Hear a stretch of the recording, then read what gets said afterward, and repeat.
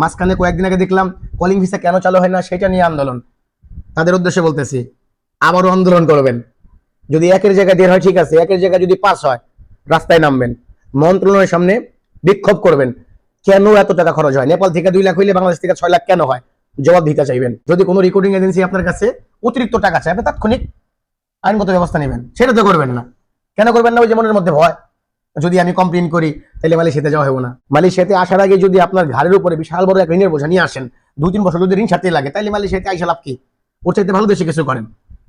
কথা কি বোঝেন নাই?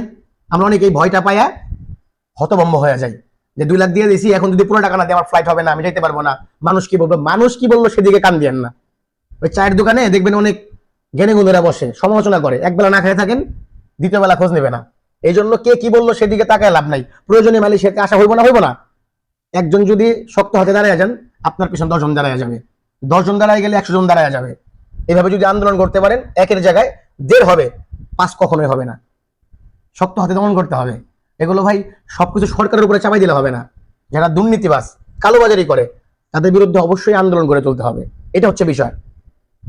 যে যেখান থেকে আসেন অল্প টাকার মধ্যে দেখার চেষ্টা করবেন, অল্প কয়েকদিনের টাকা রিকভার করবেন। যদি কোনো কারণে মালয়েশিয়াতে আসার পর অসুবিধা হয়ে যায়, যেমন কোম্পানি ভালো না, ওভার টাইম দেয় না, সেই ক্ষেত্রে আপনি যেন ক্ষতিগ্রস্ত না হন।